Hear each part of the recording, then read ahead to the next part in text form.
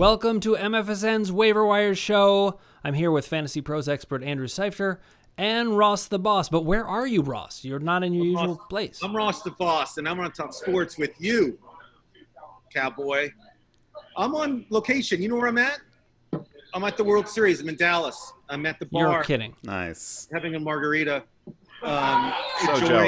Enjoying the atmosphere. I'm excited. I'll be at Game 6. If it goes Game 7, I'll be there. But, you know, enough about baseball. Let's talk about football, waiver wire. Let's start with quarterbacks today, guys. I have a few ideas for quarterbacks. My first pickup for the week, just because what happened with Odell Beckham, and when he got hurt, all of a sudden Mayfield hit 21 completions in a row. He became like a different person. It was unbelievable. I never seen a guy become like a different quarterback so quickly. So Beckham's gone. He's gone for the season. Mayfield couldn't be probably happier now. He really has some receivers that he likes and can trust. So my number one quarterback picking up this week is Baker Mayfield. Wait, let me get this straight. So the guy that you were saying was going to get benched last week, you were saying that he was going to get benched, loses his best player, his best receiver, who's pretty much regarded as like an all-world talent, and now he's your top pickup.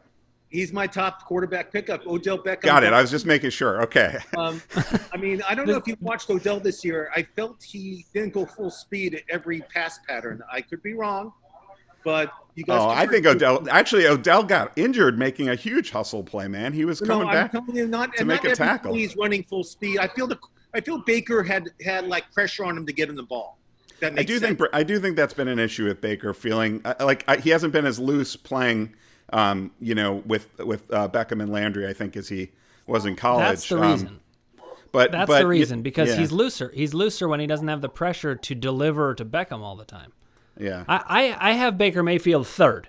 Well, Baker did not make my top 5, to be honest with you. He didn't make your top 5? No, he didn't. No, because I don't think that. All right. I just don't think that their offensive philosophy is going to change, and if anything, they're going to be even more run heavy now without Odell Beckham. I just don't think they're going to ask Baker to. I mean, what happened at the end of that game was such an anomaly. That was the first game all season where the Browns had to go into full-on comeback mode, passing like crazy. That's not their style. That's not what Stefanski wants to do.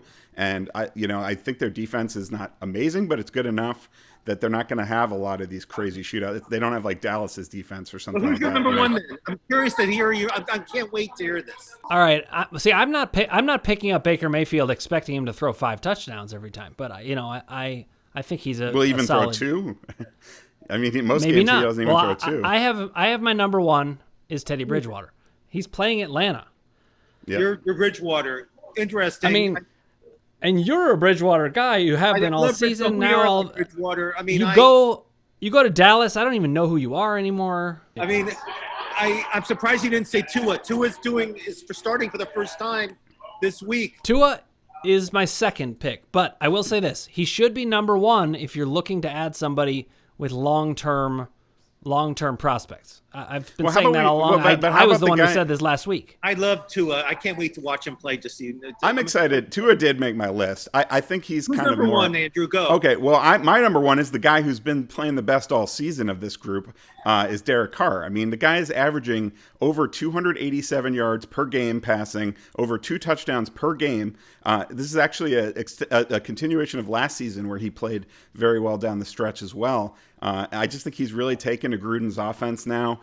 They've invested in some weapons for him, and his arrow's pointing up. And last week he had a tough matchup. He still did pretty well. Now he gets the Browns, who we were just talking about. But I think that's a matchup that you don't shy away from, certainly. So he's the guy I like most, and he's the kind of quarterback you might pick up thinking it's only going to be for 1 week. He throws 3 touchdowns. You say, you know what? Maybe I'll ride him another week. And next thing you know, you end up having him be your quarterback all season long. He's that kind of talent. Playing that way, at least. He wasn't regarded as that kind of talent, but he's playing that way. Did that guy Ben make the quarterback for Dallas make your top 5 list? Yes or no? Absolutely not. Oh, okay. No. Ben DiNucci. I don't think he made my top 10. I don't No, think even top 30. My number 2 also has a great matchup. I have Bridgewater at number 3. I agree with Dan. I think, I was recommending Bridgewater last week against New Orleans, and he did do pretty well. I think if you picked up Bridgewater last week, you don't need to waste fab money trying to get one of these other guys because you can just stick with him for another week. So I wouldn't. So I think he's a great option. But Jimmy Garoppolo, I have just one spot ahead of him. His numbers last week were ugly, but he actually played really well. It was just more the circumstance of the game that completely blew out. But remember, the Patriots. The Niners had some major injuries. They had some major injuries, and they blew out the Patriots. Their touchdowns came on running plays. His interception, he threw an interception on like a end of the half Hail Mary kind of thing. But he gets Seattle, which is as good a matchup as you can get, other than Atlanta, maybe even better. Because the thing is that Russell Wilson in that offense constantly puts you in those negative game scripts where you have to pass. So I think that Garoppolo is going to have to throw a lot more this week, and even though he won't, I agree. He won't have Deebo Samuel probably, but I think he can still be having really Kittle productive. as a weapon is unbelievable. I mean, he should do really well with Kittle there. Honestly. Well, this is one where I don't agree with you. Garoppolo didn't make my top 5, and I hear your point about Seattle, but they just run so much. I mean, to me, he's like Baker Mayfield with even less upside. I don't agree. Garoppolo hasn't played that much this season. He missed a few games, but if you look at the games he has played, I think he's thrown multiple touchdowns in the majority of them. So, I don't think he's going to put up 400 yards or anything like that. But I do think that he's been very efficient, and I think he's going to have to throw more this week than probably any other week all season. All right, well, let's move on to running backs, because to me, this is clearly a running back week. We haven't had a running back week like this in weeks.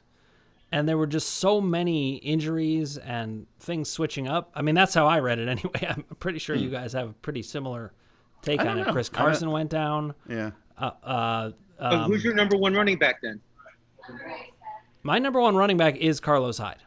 I understand that he is 30 years old. I'm not particularly comfortable about that. But the running back, the Kaysen, is that his name for Seattle? Chris Carson. Chris Carson, he's week to week, so who knows when he's going to play? Well, okay, so I read an article about this about an hour before we went on the air, and so first of all, Carlos Hyde himself has an injury. He's dealing with hamstring tightness, which could be a strain, so we don't even know if he's going to play. We also don't know for certain that Chris Carson's not going to play. This article is pretty interesting, pointing out that he's a free agent at the end of the season, and he's never played all 16 games in a season in his career. So he's really intent on proving that he can play a whole season without missing any games. So he's pushing the team as hard as he can to gut through the injury and play. And if they're not invested in him long term, they may be willing to let him do that. So I don't think he's going to play, but I don't think it's 100% certain he's not going to play. It's also not 100% certain Hyde is going to play. So you might end up with a mess. We'll find out Thursday if he's playing or not. Yeah, you might end up with Homer, Thursday, or you we'll might find out if Chris is going to play. Yeah, but it could end up being Homer or DJ Dallas getting the work. Who knows? If he does play, he could injure himself, and Hyde could be a starter for a long time in the season, and he's in a great offense. I agree. I have him third. I have him third, so I don't hate the pick. I had him first before I saw that he had an injury of his own. To me, that drops him down. Back, I have a feeling. I feel that Zach Moss. There you go.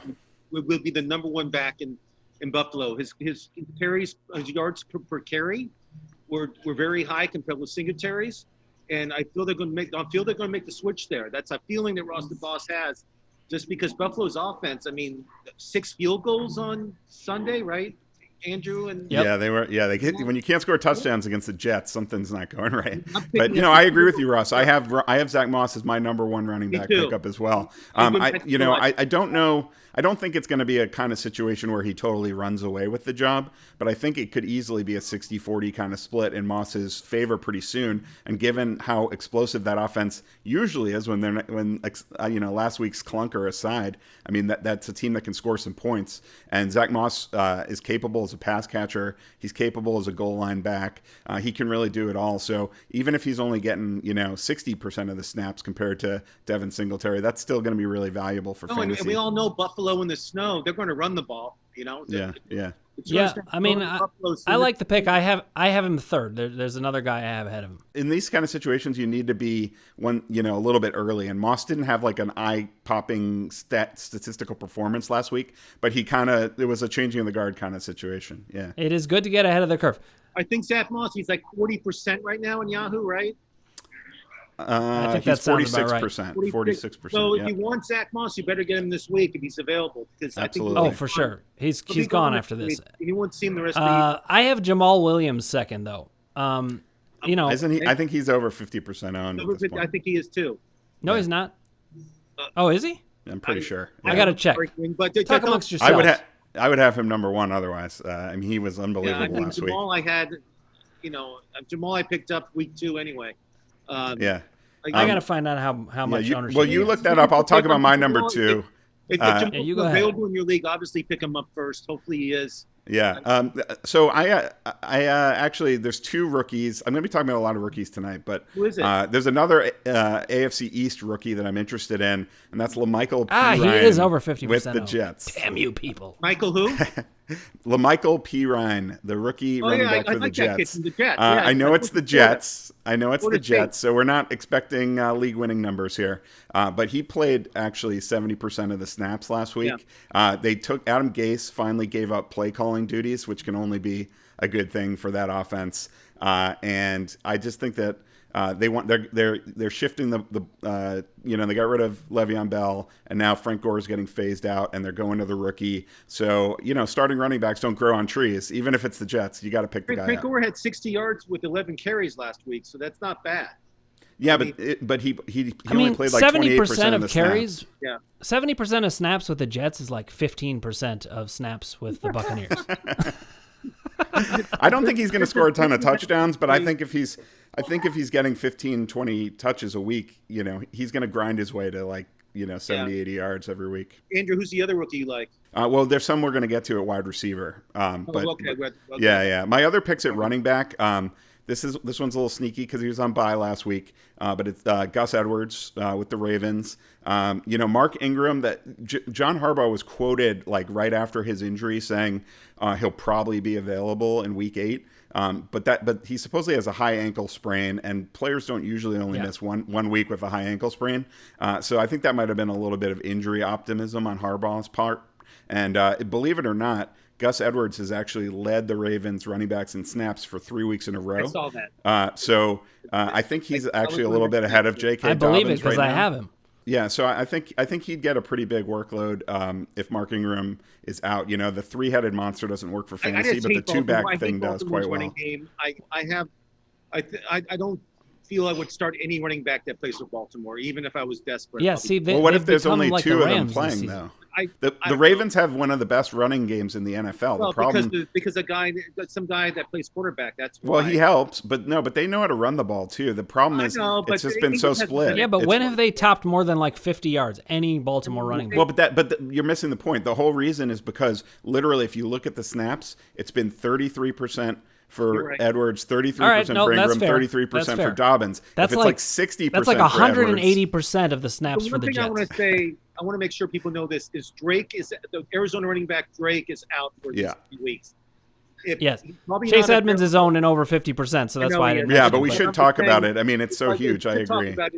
God forbid Chase is available in any of your leagues. Yeah, I have a dynasty league where it started in 2018, and I took David Johnson in the first round of that draft, and then I drafted Chase Edmonds late because I wanted to have the handcuff for David Johnson. So then as the season went along, I traded David Johnson this year for a first-round pick, which I thought was really great value. But then I still had Chase Edmonds, and I was so excited for him. But then someone came sniffing around for him, and I was able to acquire Amari Cooper. So I decided last week to trade Chase Edmonds. And then, of course, right when I traded him, Drake goes down with the injury. So now, I've long felt that Edmonds has that RB1 kind of upside if he just gets the chance. And now it looks like he might get it at least for a few weeks. Guys, really quick. Guys, I'll tell you a quick story. So I went to a mall in Dallas today. I've just, my friend Tony and I were kind of bored. So we went to this mall, and they have this store called it's called the Dallas Cowboys Fan Store. All they do is sell Dallas Cowboy jerseys, shirts, hats, and cheerleader outfits. They sell fans. So they have Cooper. They have They have Elliott. They have everybody's jerseys. Not one person was in the store. Not one person. And Tony walks in. He says, "Is this place? I'm sure there's a 50% discount now. Your team's playing awful, right? So we get discounts." And they all kind of laugh because they kind of know no one can buy this merch. So they're stuck with all this merchandise for the Cowboys. Aren't they still tied for first though? They're 2-5. I know. It's such a train wreck of a division. I do want to mention one other guy real quick, guys. They're half a game from first place, actually. But wait, I want to guess who it is. Okay. I think it's probably going to be different. The weird thing is my list it's not syncing up with you guys this time, and I thought there were tons of guys to add. But I'm going to say that Jermichael Hasty is a guy that I'm looking at because Jeff Wilson went crazy. I saw him play. I watched him get and then he went down on IR. And Jermichael Hasty, meanwhile, he averaged, I think, 5.5 yards a carry or something. The guy is really fast and good. I mean, I don't think he'll win you your league or anything, but maybe if you're really desperate. He will if he becomes the primary one, but obviously I'm never gonna argue against taking a stab at one of the 49ers running backs because if they get the work, they're going to be valuable. I just with Tevin Coleman could be back pretty soon, and I think McKinnon. It was weird. Shannon said he decided to rest him last week, but now especially with Deebo Samuel out, I feel like they might need McKinnon's playmaking ability to get back involved again too. So I can't figure that backfield out until Mostert's back. Mostert is the one guy we know that's going to be that big lead back there when he's healthy. So we might have to wait it out, but I don't have a problem taking a stab at Hasty in the meantime, see what happens. But he's not my guy. The guy I was going to mention is Alexander Mattison, who's right at 50% owned, I believe. And the thing about him is, again, everyone's assuming Dalvin Cook's going to be back this week, but you never really hear any news during the bye week. Nobody gives you, the reporters don't give any injury updates or anything like that during the bye. So we really have no idea right now what the status is with Dalvin Cook's injury, and we could always find out that he's not going to be ready. And then you've got a top 10 running back in Alexander Mattison this week. So I wouldn't mind taking a stab just to see. Pick Madison up, but not matter what. Yeah. Cook will go. He's kind of like Chase Edmonds, but below 50%. So grab him. Madison could start like 3 or 4 more games because Cook is not. He's very injury prone. I mean, every year he gets hurt. I said this many times. He's somebody that you should for sure take Madison. He's injury prone. Cook is, and it's a good. Yeah, I've had him on my rosters all season. I never let him touch the waiver wire. All right, let's move on to wide receivers, guys. What do you say? Let's do it. Ross, you're asking me about rookies. There's a rookie atop my wide receiver rankings, and I believe he's also an alum of your alma mater, Arizona State, and that would be Brandon Ayuk. Yes, I already talked about Jimmy G. I'm believing in that 49ers passing game this week, but more broadly, I just think with Deebo Samuel's out at least 2 weeks, and they need playmakers, and Ayuk is a playmaker. That guy has great after-the-catch ability. He's a dynamic talent, first-round pick, and I think that he's a great pickup. He's pretty easily my number one pick this week. Too. I mean, he's explosive. I think he's their number one receiver now. I think the quarterback trusts him. He's somebody that I would for sure take. I think he got like 9 targets last week, 100-something yards. I mean, the guy's explosive. It's a great number one pick. He's got a lot more upside than the other guys who are out there. Just because I feel he's emerging as a number one receiver now in Houston is Randall Cobb. I feel Watson likes throwing to this kid, and he's not really a kid, but I feel that Cobb. He likes throwing to that old man. I feel Cobb is the number one receiver. I thought it was going to be Cooks, but now I have a feeling it's going to be Cobb, and Watson throws to 300 yards a game. So what about Will Fuller? Is he just chopped liver? By the way, this is the only kind of show where a 46-year-old man can call a 33-year-old man an old man. I don't know. I think Randall Cobb is going to have a good second half. I don't know why. I got another veteran slot receiver that I like better. He's my number 2 pick, and he's probably one of the most underrated players in fantasy football, in my opinion. And that's Cole Beasley with the Buffalo Bills. Exactly. Yeah. Do you know he doesn't have I have Cole Beasley actually number 1. Talk about him. Nice, good. Give him his props. I'm not convinced with him yet. Here, listen to that. He does not have a single game this season where he doesn't have at least 50 yards or a touchdown every single game. He has not had a bad game in fantasy. And, before I used to think of him as a PPR kind of a guy, but what he's been doing, really last year and this year, plays in any format. Josh Allen just loves throwing the ball to him. John Brown is hurt right now. I agree. So there's even more targets coming his way. He's a really Julian safe Edelman. pickup.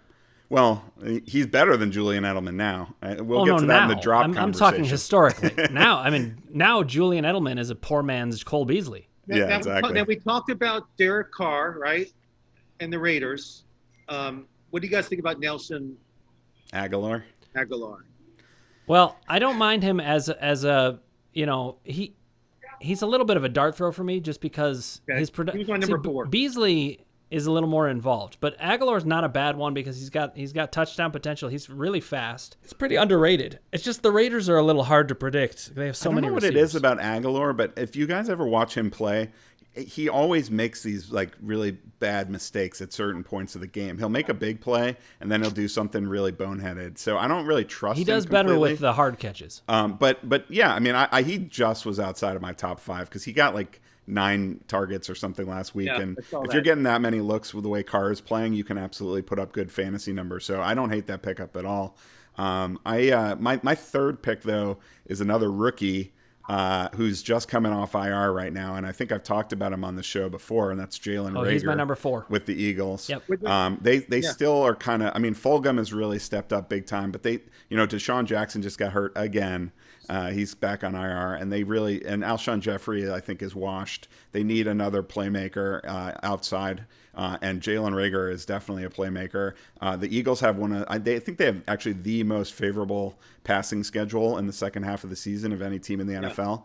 So I really think Reagor can explode down the stretch. He may not be totally consistent, but he's gonna put up good numbers. Let me make one more point related to that with Ayuk and with Reagor. This is also the time of year, I think, where you start to see those rookie receivers emerge. Mm-hmm. And you've talked about this, Andrew, that you got to think in terms of first and second half of the season. Second half of the season is when you do see those rookie receivers emerge. A lot of people will look at the rookie numbers and think they didn't do that well. But if they piled up all those numbers in the second half, they can be extremely useful. I agree. I think this is the time of the year where they've kind of started to get more acclimated to playing in the NFL. The lifestyle. It's a simple. We don't think about it as fantasy managers that often, but these are real people, and they have to adjust to living in a new city. They got a new place they're living, totally different schedule than they had in college. So there's a lot of adjustments that they have to make, and I feel like the second half of the season they got their feet warm and they're ready to really step up and start making some plays. So I'm with you on that one. I think Tim Patrick, I believe, is still under 50%. Yeah, he is. The guy has a real role in the offense, and he's just putting up numbers. I love the guy. Rashard Higgins, I was on this. I was waiting for you to bring up Higgins. I was waiting for Higgins. It's because of Jarvis Landry. I thought with his cracked rib that Higgins could become useful. Now with Odell Beckham going down, he becomes useful right away. And if Landry's hampered in some way, he goes way up. I have him actually number 3. That's a good one. There's one guy we didn't talk about, and I'm afraid to bring him up just because I saw him play in college and he was explosive. And he plays for the Jets. Yep, I'm with you, man. I got him on my list too. And he had like 7 targets on Sunday, and it's Mims for the Jets. I can't pronounce his first name. Denzel. Thank you. But there's an actor with that name you might have heard of. Yeah, so Denzel Mims, he is the real thing, and he was on the IR for the first quarter of the season. And I feel he's somebody, if you want to take a chance and put somebody on your team and you have a roster spot, that's not a bad pick because I think the Jets are going to start airing it out. I totally agree with you, Ross. I have Mims as my number 4 pickup, one spot ahead of Higgins. I just think that neither one is a super high upside offense, but Sam Darnold, the quarterback, I mean, he can make some plays. He's going to make some mistakes too, but he can make some plays. I saw Denzel play in college and he was great. Yeah, and it's the same thing we were talking about before with rookies. 3 of my top 4 receivers this week are Ayuk, Reagor, and Mims. Go get those rookie receivers. Okay, well, good minds think alike. But I have them lower. I like the rookie play, but those aren't necessarily. Reagor's the rookie I actually like the most because he's in a team that I actually really like. I don't mean like just like the team, but I mean you did live in Philly for a little scheme. while, I believe. Well, that just made me like them even less. Remember that Jeffrey's coming back for the Eagles, so. Yeah, but he's got nothing in the tank, man. I don't think Alshon Jeffrey's going to work out at all. All right, guys, we got to move on to tight ends. Tight end, the number one tight end for me has been the same for four straight weeks. Same as always, yeah. He's still not above 50%, still talking about the Eagles. He will be. Yeah. Yes, that's Okay, Dallas Goedert. And actually, my number two is also an Eagle because Goddard is probably not going to play this week. They're going to let him sit out through the bye. Yep. But you got to pick him up, and you pick up Rodgers for this week. You like Rodgers? And you're set to go. They're facing Dallas again. Yeah, and he was really good last week. I mean, again, it's an offense that's just sort of looking for playmakers. So I agree. I think Rodgers is a good 1 week streamer. He's not my number two because there's other guys I like better. My number two is the same it's been all along too. Right behind Goddard is Irv Smith. I mean, don't forget, about him just because he was on bye last week. That guy was emerging the 2 previous games, and he's a very talented receiver. And they don't really have anyone to throw to other than their 2, Thielen and Jefferson. So I think that Irv Smith is going to be a regular part of that offense going forward. My number one with this week, we talked about him a few times, is Logan Thomas. I watched some of the Redskins. I call them Redskins. I watched some of the team of Washington play. And shame. Logan Thomas is getting the ball more. They're throwing to him. He scored a touchdown last week. And I But you have him above Goddard? He could have a good set. Goddard, we already talked about him last week, how you should pick him up last week. So you're going for the good TV move. I got it. Honestly, I think that, how in some fantasy leagues when you make roster moves, you have to pay money into the pot to make the transactions. I think we should have something on this show where we have a pot where every time one of us says the Washington R word instead of the football team, we have to put some money in the pot. That's unfair to Ross. We've all done it. I think you and I have both done it before too. So I did it once. Yeah. But it's hard when we still call them the San Diego Chargers sometimes too, right? These old habits die hard. Always call Washington the Redskins. I don't know why. I'll call them that till I die. Exactly. It's old habits die hard. But my number 3 tight end is Eric Ebron, who we've also talked about a bunch on the show. I mean, he hasn't had a huge game yet, but he gets 40 or 50 yards every single week. He's a consistent part of that offense. I mean, given the landscape at tight end, I'll take 50 yards out of my tight end if I'm looking for something on the waiver wire. With a chance, a decent chance at a touchdown too. I mean, he's not going to give it to you all the time, of course, but yeah. I agree, but it's a lot of dart throws here. Even unfortunately, Dalton Schultz, because of what happened to Dak, he went from a must own to a very fringe guy. Yeah, I have him on my list, but the Dallas offense looks so anemic now. Yeah, I don't want any of the secondary pass catchers on that team, like Michael Gallup or Schultz. I don't buy it. No, Michael Gallup is on my cut list, which we're going to talk about soon. Yeah, Amari Cooper, I wouldn't even want on my team right now. Amari Cooper will be okay because he'll actually be okay. But if you can trade him for decent value, I think. But you probably can't because people are going to see that quarterback thing. But you know what? A lot of the time when there's a less experienced quarterback or a not as good quarterback, frankly, it actually can sometimes help the number 1 receiver on a team because they just lock onto that guy. They can't go through their progressions, so they just pepper the top guy with targets. So I actually think it might hurt CeeDee Lamb more than it hurts Amari Cooper. It's a good point. All right, let's do defenses. I have as my number 1. Oh, go ahead. Who's your number 1? I have as my number 1. I mean, I honestly, I did not feel particularly comfortable with any of these. They all kind of felt in the same range, but I decided to go with Green Bay against Minnesota. Mm-hmm. They're playing at home.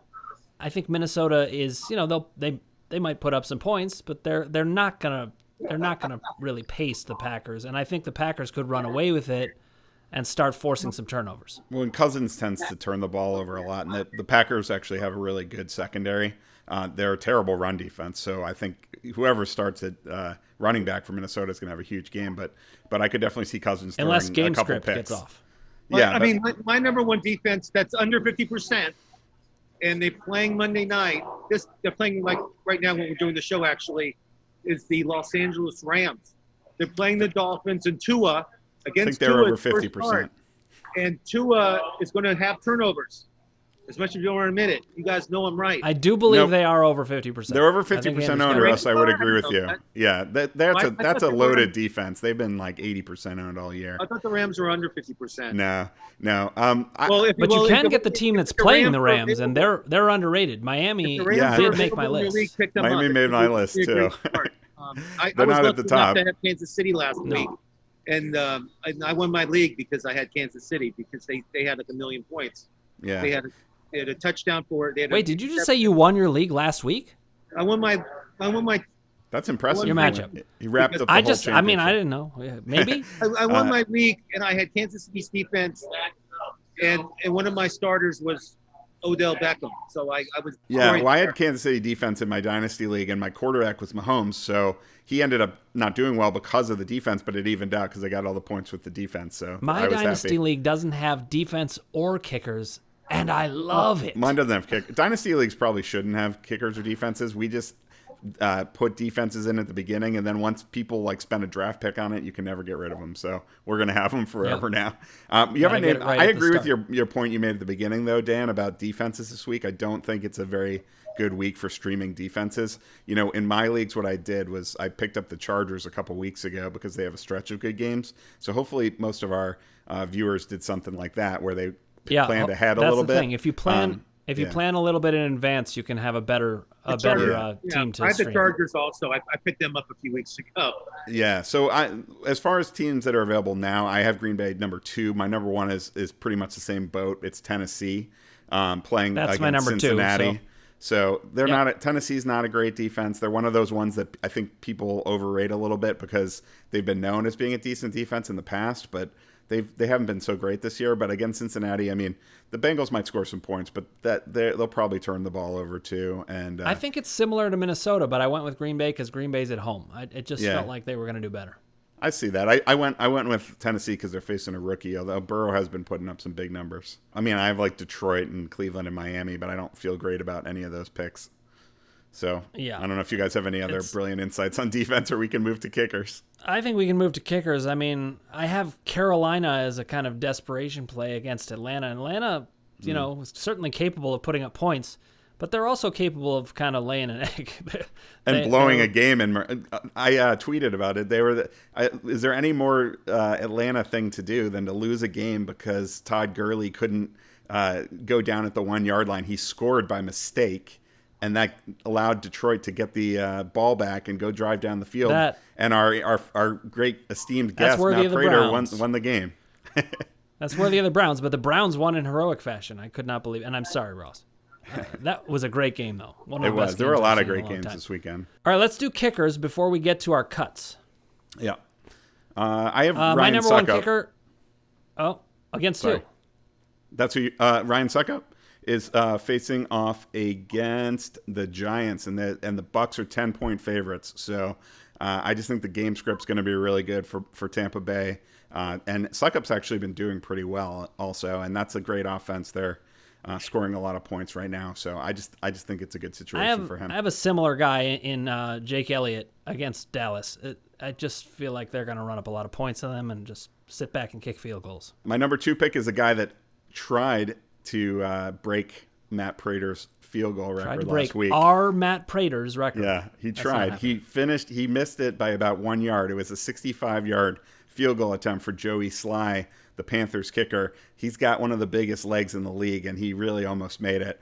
He's actually been putting up a lot of fantasy points all season, even though they're not necessarily one of the highest scoring offenses in the league. They're not bad. And he's just been kicking a lot of field goals. And they play Atlanta, so I think there'll be a lot of points in that game. And he's a guy I wouldn't. Is his left leg as big as his right leg? I mean, because if not, he's gonna have trouble. You should have the same size leg if you're a kicker. I have a number 2 also, and my number 3 is Mason Crosby against Minnesota. Again, I just feel like game script is going to lead to some field goals. See, my number 1 is the number 1 point total winner right now in kickers is McManus for Denver. That's my number 1 right now. I just think Denver. I forgot who Denver plays this. Who does Denver play this week again? The Chargers. The Chargers. I feel McManus is leading the league in points. It's a good pickup to get him right now. And I feel that he'll have like 3 or 4 field goals this week. I don't know why. Does something tell us? I think Blankenship is also not owned. Blankenship's he's like available 33%, and he's way up there. He's been one of the top the Miami kickers all kicker Sanders is also way up there. And Sanders is like the number 2 point guy. The main point is that just whoever you pick up, realize it's basically a coin flip. Yeah. That's kickers for you. No, I agree. No I offense think to Matt Prater, who's a I think there's a lot of good athlete. choices for kickers that are under 50% this week, like Blankenship, McManus, and also Sanders are all good pickups. You can But there's like one guy in my league who dropped made a drop of a position player to pick up Blankenship early before waivers. And I think that's too clever by half. I mean, I would rather use that roster space. I would take the 3rd string running back in the Monday night game just to see if there's like a barrage of injuries before I would waste a second roster space on a kicker. I'll never do it. But let's go to drops. I totally respect it and agree. All right. Now, you've always got to cut somebody if you're going to pick somebody up.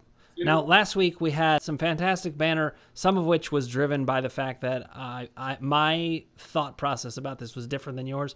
I thought we were looking for people who you really might not cut, but you're thinking about it. I as I said last time, or at least tried to say, now is not the time to cut Le'Veon Bell. However, if he does not perform in the next 2 weeks, you could think about it. The way they were using him, though, I've changed my tune on because he was clearly the number 2 back. If CEH goes down, Bell's going to be a monster. So I also was think wrong there's about a that. chance he could overtake him anyway. But yeah, we won't rehash that whole debate. Let's. It's possible, but there are plenty of people to cut. Oh, by the way, AJ Green also off my list. I watched the guy play. He's back to himself. I mean, so I was wrong about both of them. AJ Green's up on my cut list too. On or off? The other one is Singletary for Buffalo. I'm Off. taking him off. Say goodbye. I'm waiving him this week. Oh. Say goodbye to him. Bye. So you're that in on Moss. It's dead weight. I'm not keeping. He's look at his stats. He hasn't done anything. I'd wait and see at least 1 week. Yeah, I feel pretty against that one too. As much as I joined you in praising Zach Moss, well, I mean, we can't assume that's how it's going to work out there. The thing about this is I'm not going to tell you my obvious cuts like Odell Beckham and the guys who like Andy Daltons and stuff. Well, I think we should do that though. That helps our viewers. They need to know which players they can cut and not have to worry about it. Don't lose any sleep over it. Don't lose any sleep over pouring one out for Odell Beckham and then dropping him. They know that. But Zach Ertz, we talked about last week, he's still owned in like 2/3 of leagues for some reason. T.Y. Hilton is still owned in 2/3 of leagues. Why? T.Y. Hilton needs to go. We talked about Michael Gallup earlier. He's a talented receiver, owned. but he's the 3rd receiver on a team that's going to be starting DiNucci at quarterback this week. That's not going to work out. So he needs to go too. And then I don't know what you guys will think about this one, but we've seen in Detroit that they've sort of started to shift the snaps towards DeAndre Swift. So I actually would be okay dropping Adrian Peterson. I just don't see the upside there. I feel like if you're in a bye week pinch, you can use him. But if you don't need to start him, he's not the kind of player I want to have on my bench because I don't think he has any conceivable upside. Even if Swift got hurt, he'd just share carries with Kerryon Johnson. So you could see if you can get a little value for him, but yeah, I wouldn't hesitate to cut him. I don't think you would get much. I don't think anyone. There's a lot of bias in fantasy world against older players, even one as great Hall of Famer like Adrian Peterson. Ageism in fantasy. Yeah, I don't think you're getting anything for him. I wouldn't. I mean, it never hurts to ask, but I wouldn't spend a lot of time trying to do that, especially when you got to make waiver moves. There were 2 other guys that were on my list last week, still on my list because I just don't understand why they're this owned. Deebo Samuel at 76%. He is a 49ers receiver who has never performed well and is now injured for the next 2 weeks. I think you're way too down on Deebo Samuel. Personally, I think he's very another talented. guy He's that had you some guys good will numbers, get mad actually. at me, but I'm going to say it is I would get rid of Hardman on Kansas City. As much as you guys have high hopes on him, it's just every week. Is he even over 50% owned? He doesn't get the ball. They don't throw to him. Yeah. He's not over 50% owned, I don't believe. Yeah, and we didn't mention him to pick up either. I thought he got over 50%.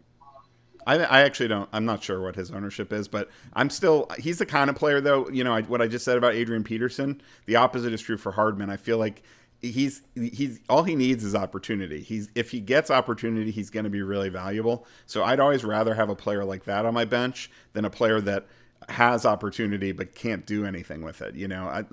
I'd rather if it's not someone I need to start, it's all about upside for me. So I still feel like Hardman. I wouldn't mind cutting him in certain formats. But if you're in a deep league, and you need upside, I would hold on to him because there's still always the chance. Like if Tyreek Hill pulled the hamstring, he's a wide we're almost receiver halfway through the season. I just think if you need to cut somebody, I think I don't know. I'm going to bring up something controversial, like I did last week. Here we go. I think it might be time to cut bait on Mark Ingram. I don't think that the Baltimore running backs are providing much. I said that last week. I want to cut all of them.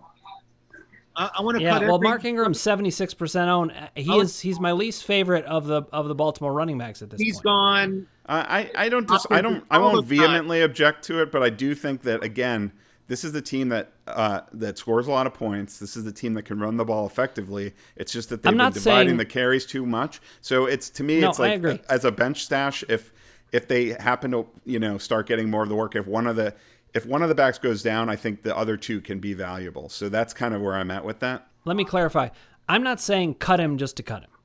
He's not dead weight.